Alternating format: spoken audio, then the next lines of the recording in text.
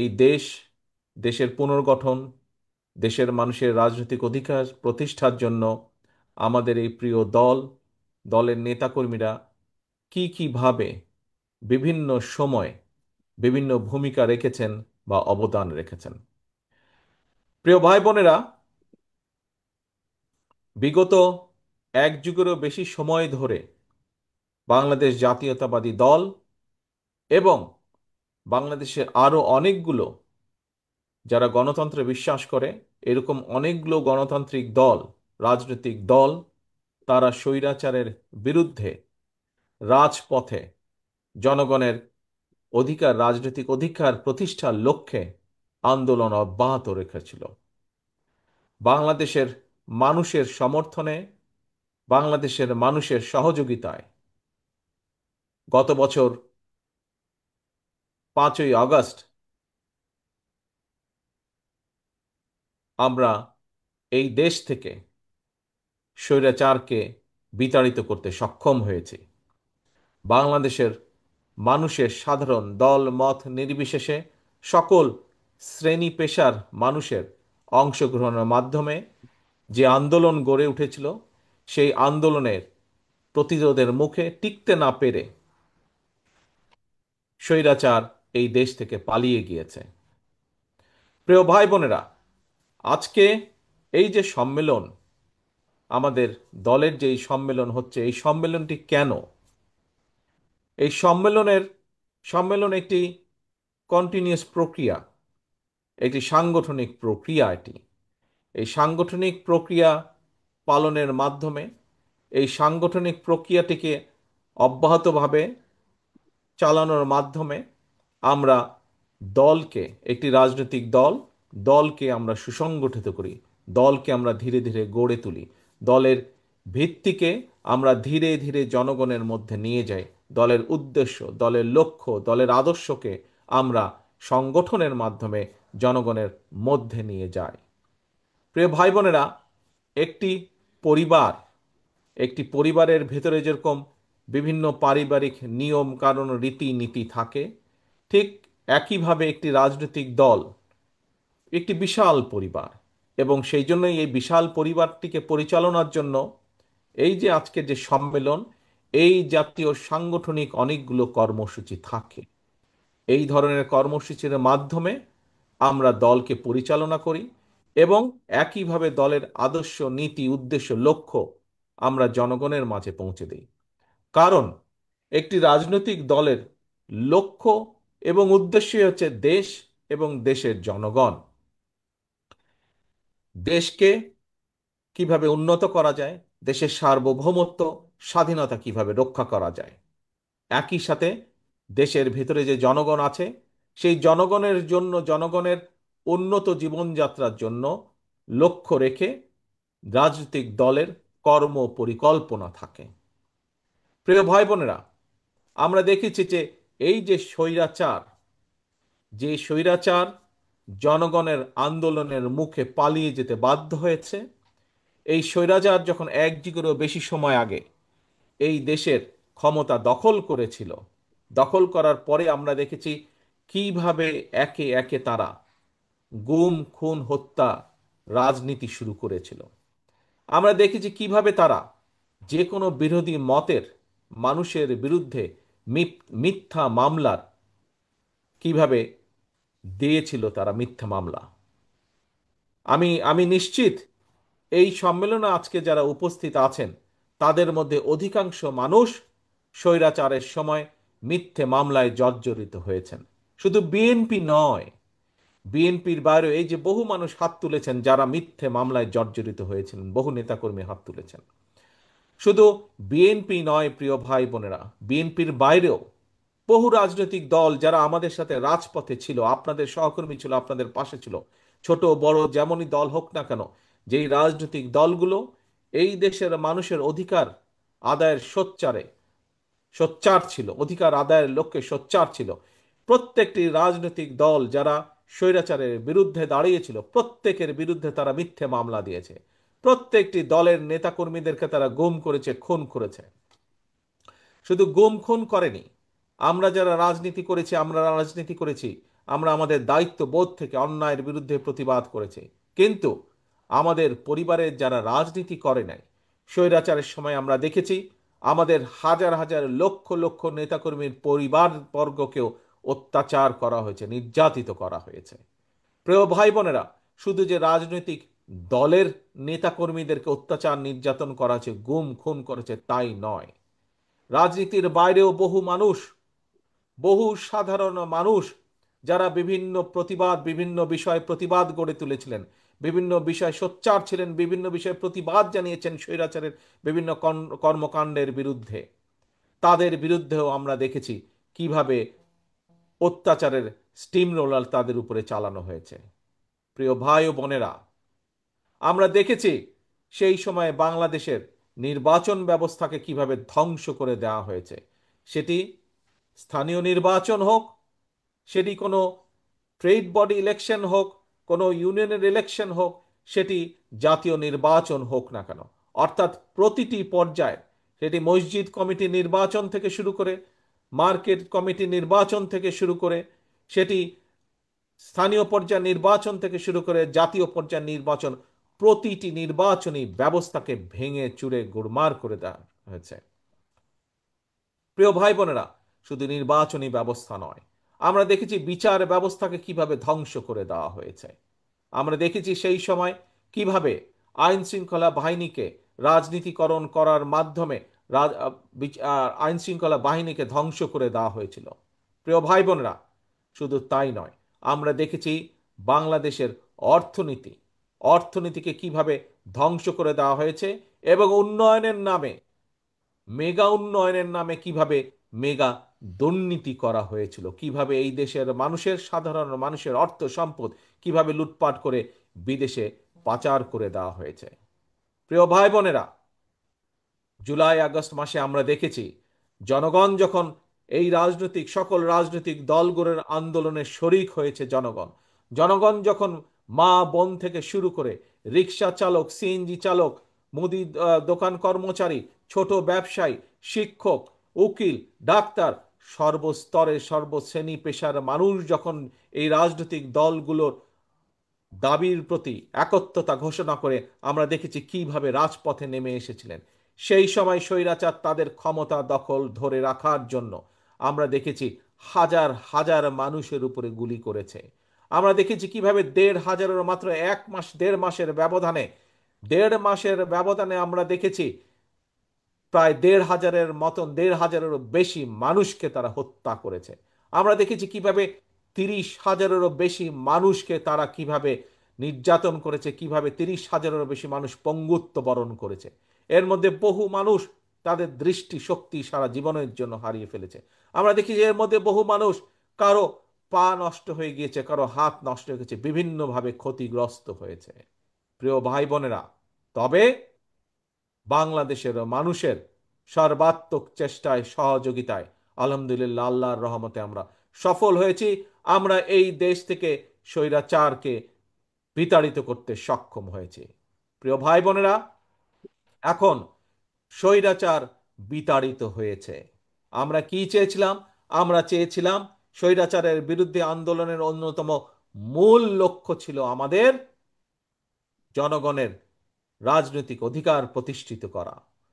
স্বৈরাচারের বিরুদ্ধে আমাদের মূল আন্দোলনের মূল লক্ষ্য ছিল জনগণের বাক ব্যক্তি স্বাধীনতা প্রতিষ্ঠিত করা। প্রিয় ভাই বোনেরা, আজ স্বৈরাচার বিতাড়িত হয়েছে, স্বৈরাচার পালিয়ে গেছে। জনগণের শাসন আমাদেরকে প্রতিষ্ঠিত করতে হবে, জনগণের রাজনৈতিক অধিকার আমাদেরকে প্রতিষ্ঠিত করতে হবে। সারা গণতান্ত্রিক বিশ্বে জনগণের রাজনৈতিক অধিকার প্রতিষ্ঠার মূল মূল উপায় হলো, মূল পন্থা হলো জনগণের সরাসরি ভোট প্রয়োগের ব্যবস্থা করা। এবং সেই ভোট প্রয়োগের মাধ্যমে জনগণ নির্ধারণ করবে কে আগামী দিনে একটি নির্দিষ্ট মেয়াদ পর্যন্ত এই দেশকে পরিচালনা করবে, জনগণের উন্নয়নের জন্য কাজ করবে। প্রিয় ভাই বোনেরা, আমরা দেখছি অন্তর্বর্তীকালীন সরকার সেই পথে ধীরে ধীরে এগিয়ে যাচ্ছে। আমরা কিছুদিন আগে সরকারের পক্ষ থেকে শুনেছি, তারা ঘোষণা করেছে, সরকারের পক্ষ থেকে ঘোষণা করা হয়েছে, ইনশাল্লাহ আগামী রোজার আগে, আগামী রমজানের আগে ইনশাল্লাহ দেশে জাতীয় নির্বাচন অনুষ্ঠিত হবে। প্রিয় ভাই বোনেরা, এই জাতীয় নির্বাচন অনুষ্ঠানের মাধ্যমে জনগণের অধিকারের প্রথম পদক্ষেপ বাস্তবায়িত হবে। এখন শুধু ভোট হলেই হবে না, ভোটের মাধ্যমে শুধু সরকার গঠন করলেই হবে না।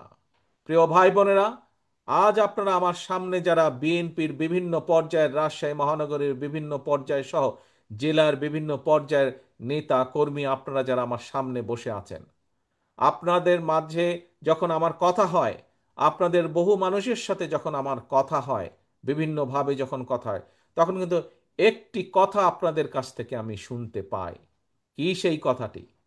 সেই কথাটি হচ্ছে, আপনারা যখন আপনাদের গ্রামে হোক, আপনাদের পাড়ায় হোক, বিভিন্ন জায়গায় যখন আপনারা যান, সাধারণ মানুষের সাথে যখন কথা বলেন, তখন সাধারণ মানুষ আপনাদের কাছে জানতে চায় দেশের ভবিষ্যৎ কি। সাধারণ মানুষ আপনাদের কাছে জানতে চায় বিএনপি কিভাবে কি করবে আগামী দিনে। অর্থাৎ এই যে কথাগুলো আপনাদের কাছে জানতে চায়, কেন জানতে চায়? কি ভাইরা, আপনাদের কি ধারণা আছে কেন জানতে চায়? ধারণা আছে? কারণ বাংলাদেশের জনগণ, বাংলাদেশের অধিকাংশ জনগণ বিএনপির উপরে আস্থা রাখতে চায়, এবং যেহেতু আপনি একজন বিএনপির নেতা বা বিএনপির কর্মী, সেই জন্য সে বা তারা আপনাদের কাছে জানতে চায় দেশ এবং দেশের জনগণের ভবিষ্যৎ কি হবে। প্রিয় ভাই বোনেরা, একটু আগে আমি বলেছি স্বৈরাচার বিতাড়িত হয়েছে, জনগণের রাজনৈতিক অধিকার ধীরে ধীরে প্রতিষ্ঠার দিকে এগিয়ে যাচ্ছে। আগামী নির্বাচনের মাধ্যমে জনগণের রাজনৈতিক অধিকার প্রতিষ্ঠার প্রথম পদক্ষেপ ইনশাল্লাহ বাস্তবায়িত হবে। কিন্তু সেখানে থেমে থাকলে তো চলবে না আমাদের। ইনশাল্লাহ আমরা দৃঢ়ভাবে বিশ্বাস করি, আমরা দৃঢ়ভাবে বিশ্বাস করি আগামী নির্বাচনে ইনশাল্লাহ দেশের অধিকাংশ জনগণের সমর্থন ধানের শীষ তথা বিএনপি পাবে। এবং ধানের শীষ এবং বিএনপি পাবার পরে আমাদের সামনে অনেকগুলো চ্যালেঞ্জ আছে। প্রিয় ভাই বোনেরা, বক্তব্যের শুরুতে আমি যেমন বলেছিলাম যে আমরা এই যে আজকে সম্মেলন করছি, কেন করছি? আমরা সম্মেলন করছি, এই সম্মেলনের মাধ্যমে আমরা নেতাকর্মীকে দায়িত্ব দিব, তারা সুন্দরভাবে দলকে আরো শক্তিশালীভাবে যেভাবে গড়ে তুলবেন, তারা দলের নীতি আদর্শকে নিয়ে যাবেন জনগণের কাছে। প্রিয় ভাই বোনেরা, ঠিক আগামী নির্বাচনে ইনশাল্লাহ জনগণের সমর্থনে সরকার গঠনে আমরা সক্ষম হলে আমাদেরকে এই দেশকে গড়তে হবে। একটু আগেই আমি বলেছি, স্বৈরাচার এই দেশের শিক্ষা ব্যবস্থাকে ধ্বংস করে দিয়েছে, স্বৈরাচার এই দেশের বিচার ব্যবস্থাকে ধ্বংস করে দিয়েছে, আইন শৃঙ্খলা বাহিনীকে ধ্বংস করে দিয়েছে, অর্থনৈতিক ব্যবস্থাকে ধ্বংস করে দিয়েছে, স্বাস্থ্য ব্যবস্থাকে ধ্বংস করে দিয়েছে। প্রত্যেকটি ব্যবস্থাকে তারা ধ্বংস করে দিয়েছিল তাদের নিজেদের স্বার্থে। আজকে তাই আমাদেরকে ইনশাল্লাহ আগামী নির্বাচনে আমরা সরকার, জনগণের সমর্থন নিয়ে ইনশাল্লাহ সরকার গঠনে সক্ষম হলে পরে আমাদেরকে এই চ্যালেঞ্জগুলো মোকাবেলা করতে হবে। অনেকগুলো চ্যালেঞ্জ আছে সামনে। এই দেশের যারা যুবক, যারা বেকার, তাদের কর্মসংস্থানের ব্যবস্থা করতে হবে। যুবকদেরকে হয় আমাদের ট্রেনিং দিতে হবে, দক্ষ করে গড়ে তুলতে হবে, দক্ষ করে গড়ে তোলার মাধ্যমে তাদের কর্মসংস্থান দেশে এবং বিদেশে করতে হবে। প্রিয় ভাই বোনেরা, স্বৈরাচার শিক্ষা ব্যবস্থাকে ধ্বংস করে দিয়ে গেছে। আমাদেরকে এই শিক্ষা ব্যবস্থাকে ঢেলে সাজাতে হবে। আমাদেরকে প্রাথমিক পর্যায় থেকে শুরু করে স্কুল কলেজ পর্যায় পর্যন্ত আমাদেরকে ভালো শিক্ষক নিয়োগ করতে হবে, নতুন শিক্ষক নিয়োগ করতে হবে। এর মাধ্যমে যেমন কর্মসংস্থানের ব্যবস্থা করতে হবে, একইভাবে শিক্ষার আলো পৌঁছে দিতে হবে আমাদের শিক্ষার্থীদের কাছে। কারণ এই শিক্ষার্থী তারাই হচ্ছে আমাদের ভবিষ্যৎ। বাংলাদেশ, আমাদের ভবিষ্যৎকে গড়ে তুলতে হবে। প্রিয় ভাই বোনেরা, আমাদের স্বাস্থ্য ব্যবস্থা, আমাদের স্বাস্থ্য ব্যবস্থা ভেঙে ফেলেছে একদম। আমরা দেখেছি স্বৈরাচারের সময় যাদের পক্ষে সম্ভব হয়েছে, স্বৈরাচার এমনভাবে স্বাস্থ্য ব্যবস্থাটাকে সাজিয়েছিল যাতে করে মানুষ বাধ্য হয় পার্শ্ববর্তী একটি দেশে গিয়ে স্বাস্থ্য সেবা নেবার জন্য। এই দেশের ডাক্তার নার্সদের, এই দেশের চিকিৎসা কেন্দ্র হসপিটালগুলোর ব্যবস্থাগুলো একদম ধ্বংস করে দিল। ইচ্ছা করে তারা পাঠিয়ে দিত ভিন্ন একটি দেশে, পার্শ্ববর্তী দেশে। এবং আমাদের যেরকম ধ্বংস করে দিয়েছে চিকিৎসা ব্যবস্থা, একইভাবে বৈদেশিক মুদ্রাগুলাও চলে যেত, চিকিৎসার নাম করে বৈদেশিক মুদ্রা চলে যেত। প্রিয় ভাই বোনেরা, এই ব্যবস্থার পরিবর্তন করতে হবে।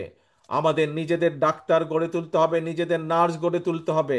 আমাদেরকে আমাদের হাসপাতালগুলোকে এমনভাবে ধীরে ধীরে গড়ে তুলতে হবে যাতে বাংলাদেশের মানুষ, সেটি ধনী হোক গরিব হোক যেই মানুষই হোক না কেন, সঠিকভাবে এই দেশের হাসপাতালগুলোতেই যেন মানুষ চিকিৎসা পায়। প্রিয় ভাই বোনেরা, বাংলাদেশ একটি কৃষি প্রধান দেশ। এই রাজশাহী মহানগরী বা এই রাজশাহী জেলা, এই রাজশাহী বিভাগ, আমরা দেখেছি কিভাবে ফারাক্কার কারণে আজ পদ্মা নদী শুকিয়ে যাচ্ছে। আমরা দেখতে পাচ্ছি কিভাবে একসময় সুজলা সুফলা সবুজে ছায়া ছিল, সেখানে এই পানির অভাবে কিভাবে, পদ্মা নদীর পানির অভাবে কিভাবে চারিদিকে মরুভূমি হয়ে যাচ্ছে ধীরে ধীরে। প্রিয় ভাই বোনেরা, আমাদেরকে চেষ্টা করতে হবে। আমরা আন্তর্জাতিক আদালতে যাব দরকার হলে, আমরা জাতিসংঘে যাব দরকার হলে, আমাদের পানির হিস্যা বের করে নিয়ে আসতে হবে। আবার আমাদেরকে পদ্মা নদীতে পানির ব্যবস্থা করতে হবে। আমাদেরকে খালগুলো খনন করতে হবে যাতে শুকনো মৌসুমে যদি আবার পানি নিয়ে আমরা পানির ব্যবস্থা করি এবং আবার যদি পানি নিয়ে তারা ঝামেলা করে, তাহলে যাতে আমাদের খালগুলো পানি ধরে রাখতে পারে আমাদের কৃষকদের জন্য, আমাদের মানুষের ব্যবহারের জন্য সার্বিকভাবে পানির ব্যবস্থা আমাদেরকে করতে হবে। কাজে প্রিয় ভাই বোনেরা, সামনে অনেক কাজ, সামনে অনেক চ্যালেঞ্জ। এই চ্যালেঞ্জগুলো আমাদেরকে নিতে হবে। আমাদেরকে আমাদের দেশের বেকারদের কর্মসংস্থানের ব্যবস্থা করতে হবে। ছোট ছোট কলকারখানা আমাদেরকে গড়ে তুলতে হবে। এই কলকারখানা গড়ে তোলার মাধ্যমে এই কলকারখানায় যেসব দ্রব্য উৎপাদিত হবে, সেগুলো একদিকে দেশের মানুষের ব্যবহারের জন্য, আবার একই সাথে আমাদেরকে বিদেশেও রফতানি করতে হবে। প্রিয় ভাই বোনেরা, আমাদের সামনে চ্যালেঞ্জ আছে। আজ বহু মানুষ বিভিন্ন সমস্যার কারণে বিচারালয়ে যেতে হয়। বিভিন্ন পর্যায়ের বিচার ব্যবস্থার কাছে বহু মানুষকে যেতে হয়। সেটি জমির সমস্যা হোক, বিভিন্ন বিষয়ের সমস্যা হোক, পারিবারিক হোক, সামাজিক হোক, বিভিন্ন ব্যবসা। কিন্তু আমরা দেখছি কিভাবে বিচার ব্যবস্থার জটিলতার কারণে, দীর্ঘসূত্রিতার কারণে বছরের পর বছর সাধারণ মানুষকে কোর্টের বারান্দায় ঘুরতে হয়। আমাদেরকে এই ব্যবস্থার পরিবর্তন করতে হবে যাতে করে মানুষ দ্রুত বিচার ব্যবস্থা পায়, দ্রুত বিচার পায়, দ্রুত সুরাহা করতে পারে তার সমস্যার সমাধান। প্রিয় ভাই বোনেরা, আপনাদের সামনে আমি এরকম কতগুলো চ্যালেঞ্জের কথা আজ তুলে ধরেছি। এরকম আরো বহু চ্যালেঞ্জ আছে আমাদের। এই চ্যালেঞ্জগুলো আমাদেরকে মোকাবেলা করতে হবে। কৃষির চ্যালেঞ্জ আছে, কৃষকদেরকে সঠিক সময় বীজের ব্যবস্থা করতে হবে, কৃষকদেরকে সঠিক সময়ে আমাদের সার পৌঁছাতে হবে, কৃষি উৎপাদন আমাদেরকে বাড়াতে হবে। আবার একই সাথে খেয়াল রাখতে হবে মানুষ যাতে স্বল্প মূল্যে কৃষি পণ্য পায়, কিন্তু একই সাথে আবার কৃষকও যাতে তার উৎপাদিত দ্রব্যের সঠিক মূল্য পায়। ভাই বোনেরা, বিগত 1 যুগ ধরে স্বৈরাচারের শাসন আমলে এই দেশকে ধ্বংস করে দেওয়া হয়েছে। আপনারা যখন মানুষের কাছে যান, মানুষ এই জন্যই আপনাদের কাছে জানতে চায়, কারণ মানুষ বিশ্বাস করে যে একমাত্র বাংলাদেশ জাতীয়তাবাদী দল, একমাত্র আপনাদের প্রিয় দল বিএনপির পক্ষেই সম্ভব ধীরে ধীরে এই দেশকে আবার গড়ে তোলা। এখানে অনেক মুরব্বী উপস্থিত আছেন, বহু মুরব্বী এখানে উপস্থিত আছেন। মুরব্বীদের নিশ্চয়ই খেয়াল আছে, আমরা দেখছিলাম স্বাধীনতার পরে যারা দেশ শাসনে এসেছিল, ক্ষমতায় এসেছিল, আমরা দেখেছি 74 সালে কিভাবে দুর্ভিক্ষে ছেয়ে গেছিল, 75 সালে কিভাবে দুর্ভিক্ষে ছেয়ে গেছিল। কিন্তু পরবর্তীতে আমরা দেখেছি শহীদ জিয়ার আমলে কিভাবে আবার খাদ্য উৎপাদন বৃদ্ধি করার মাধ্যমে দুর্ভিক্ষকে দূর করে আমরা বিদেশে খাদ্য রফতানি করেছিলাম। প্রিয় ভাই বোনেরা, বাংলাদেশ একটি সম্ভাবনাময় দেশ, শুধু প্রয়োজন সঠিকভাবে পরিচালনা করা। আসুন, এই কাজ বিএনপি করে দেখিয়েছে অতীতে। ইনশাল্লাহ আমরা দেখেছি কিভাবে দেশনেত্রী খালেদা জিয়ার সময় বিভিন্ন পদক্ষেপ গ্রহণ করা হয়েছিল কিভাবে দেশের শিক্ষার্থীদের, বিশেষ করে মেয়েদের শিক্ষা ব্যবস্থা কিভাবে বিনামূল্যে করে দেওয়া হয়েছিল, এরকম অনেকগুলো ভালো ভালো পদক্ষেপ নেওয়া হয়েছিল। ভাই বোনেরা, আসুন, আজ দেশের মানুষ আপনাদের দিকে, আজকে দেশের মানুষ তাকিয়ে আছে। দেশের মানুষ আজ বিএনপির দিকে তাকিয়ে আছে, দেশের অধিকাংশ মানুষ, যে বিএনপি দেশকে সঠিকভাবে পরিচালনা করবে। কিন্তু এই যে চ্যালেঞ্জগুলো আছে, যেই চ্যালেঞ্জগুলোর কথা আপনাদের সামনে আমি তুলে ধরলাম, এই চ্যালেঞ্জগুলো যদি মোকাবেলা করতে হয়, তাহলে সবচেয়ে প্রথম কাজ হচ্ছে আমাদেরকে ঐক্যবদ্ধ হতে হবে। বিএনপির সকল নেতা কর্মীদেরকে ঐক্যবদ্ধ হতে হবে। আমরা যদি ঐক্যবদ্ধ হতে না পারি, তাহলে আমরা ওই চ্যালেঞ্জগুলো মোকাবেলা করতে পারবো না। জনগণের আস্থা এবং জনগণের বিশ্বাস আমাদের উপরে আছে, কিন্তু এই বিশ্বাস এবং আস্থা ধরে রাখার দায়িত্ব কিন্তু জনগণের না। এই বিশ্বাস এবং আস্থা ধরে রাখার দায়িত্ব কার? আমাদের সকলের। আমরা যারা বিএনপি করি, জনগণ যাতে আমাদের উপরে আস্থা রাখে, জনগণ যাতে আমাদের উপরে বিশ্বাস রাখে, সে আস্থা এবং বিশ্বাস ধরে রাখার দায়িত্ব কার? কি ভাই, কার এই দায়িত্ব বলেন দেখে? কে? শুনতে পাই না, আমি অনেক দূরে, হাত তুললে আমি দেখতে বুঝতে পারবো যে কার। আপনারা বলছেন কি আপনাদের? ইয়েস, এই দায়িত্ব হচ্ছে শহীদ জিয়ার প্রতিটি নেতাকর্মীর, এই দায়িত্ব হচ্ছে খালেদা জিয়ার প্রতিটি নেতাকর্মীর, এই দায়িত্ব হচ্ছে শহীদ জিয়ার নেতাকর্মীর, এই দায়িত্ব হচ্ছে খালেদা জিয়ার নেতাকর্মীর দায়িত্ব। জনগণের যে আস্থা আমাদের উপরে আছে, এই আস্থাকে ধরে রাখা। প্রিয় ভাই বোনেরা, আসুন, এই দেশ আমাদের সকলের। এই দেশ বাংলাদেশের 20 কোটি মানুষের দেশ। শহীদ জিয়া স্বাধীনতা ঘোষণার মাধ্যমে এই দেশের কে মুক্ত করার, এই দেশকে স্বাধীন করার যুদ্ধ ঘোষণা করেছিলেন। পরবর্তীতে 90-এ স্বৈরাচারের বিরুদ্ধে আন্দোলন করে স্বৈরাচার মুক্ত করেছিলেন এই দেশ দেশনেত্রী খালেদা জিয়া। কাজেই সেই দলের নেতা এবং কর্মী হিসাবে আজ আপনাদের উপরে পবিত্র দায়িত্ব, সামনের দিনে এই দেশকে এগিয়ে নিয়ে যাওয়া, দেশকে পুনর্গঠন করার জন্য।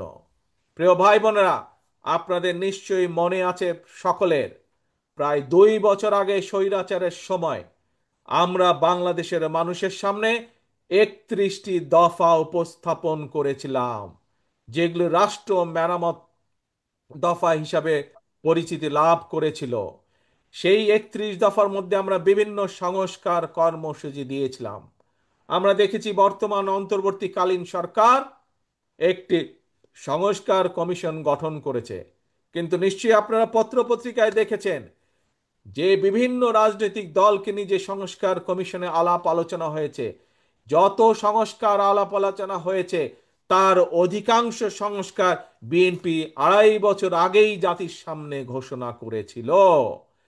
আজ অনেকে সংস্কার নিয়ে করছে, কথা বলছে, কিন্তু এই সকল সংস্কারের কথা আমরা আগেই বলেছি। কারণ আমরা বিশ্বাস করি যে এই দেশকে যদি সামনে এগিয়ে নিতে হয়, এই দেশের মানুষের জীবন ব্যবস্থার যদি উন্নতি করতে হয়, তাহলে কতগুলো ব্যাপারে রাষ্ট্রের সংস্কার করতে হবে।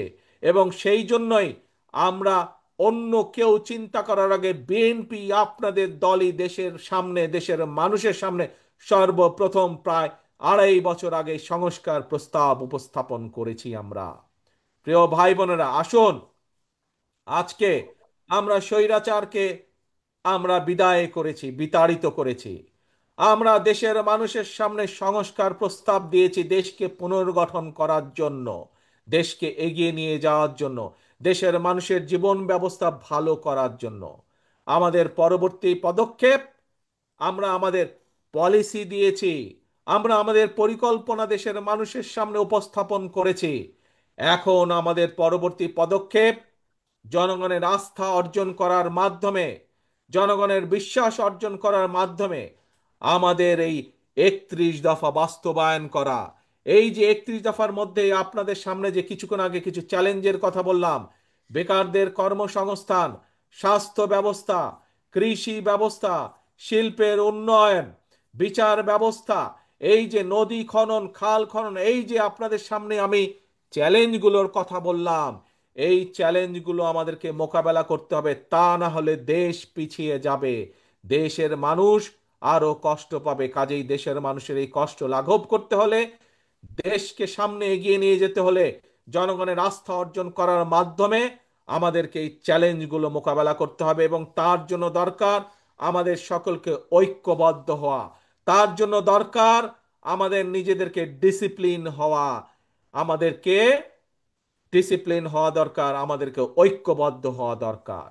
আজকের এই কাউন্সিলের মাধ্যমে আমার প্রত্যাশা থাকবে রাজশাহী মহানগরীর প্রত্যেকটি নেতাকর্মীর কাছে, প্রত্যেকটি নেতাকর্মীর কাছে আমার প্রত্যাশা থাকবে আজকের এই কাউন্সিলের মাধ্যমে আমরা শপথ গ্রহণ করব যে আমরা সকলে ইনশাল্লাহ ঐক্যবদ্ধ থাকব, এক, এবং আগামী দিনে জনগণের আস্থা অর্জনের মাধ্যমে আমরা দেশকে পুনর্গঠনের কাজে হাত দেব। এটা হচ্ছে দুই। কি হলো তাহলে আজকে? আজকে আমরা দুটি শপথ নিচ্ছি। এক, এই কাউন্সিলের মাধ্যমে প্রিয় ভাই বোনেরা, আমরা সকল পর্যায়ের নেতাকর্মী, আমরা রাজশাহী মহানগরের সকল পর্যায়ের নেতাকর্মী ইনশাল্লাহ আমরা সকলে ঐক্যবদ্ধ থাকব। আজকের এই কাউন্সিলের মাধ্যমে আমরা প্রথম প্রতিজ্ঞা করছি, ঠিক আছে? কি প্রতিজ্ঞা করলাম আমরা? ইনশাল্লাহ আমরা প্রতিজ্ঞা করছি সকল নেতাকর্মী আমরা রাজশাহী মহানগরে ঐক্যবদ্ধ থাকব। দুই, কেন ঐক্যবদ্ধ থাকব? ঐক্যবদ্ধ আমরা এজন্যই থাকব যে দেশের মানুষ বিএনপির উপরে আস্থা রাখে, বিশ্বাস করে। তাদের সেই আস্থা এবং বিশ্বাসের মূল্যায়ন করতে হবে আমাদেরকে। আমাদেরকে সেই আস্থা এবং বিশ্বাসকে মূল্যায়িত করতে হবে, এবং মূল্যায়ন করার একটি উপায় হচ্ছে দেশকে পুনর্গঠন করা। দেশকে পুনর্গঠনের মাধ্যমেই আমরা জনগণের আস্থা ধরে রাখব। কাজে আসুন, প্রতিজ্ঞা দুইটি: এক, ঐক্যবদ্ধ থাকা; দুই, আগামী দিনে ইনশাল্লাহ জনগণের আস্থা অর্জনের মাধ্যমে দেশ আমরা পুনর্গঠন করব। যে চ্যালেঞ্জ আছে সেই চ্যালেঞ্জগুলো আমরা মোকাবেলা করে দেশকে সামনে এগিয়ে নিয়ে যাব। প্রিয় ভাই বোনেরা, আজকে তাহলে এই প্রত্যাশা রেখে, আজকে এবং আজকের এই সম্মেলনের সফলতা কামনা করে আপনাদের কাছ থেকে বিদায় নিচ্ছি।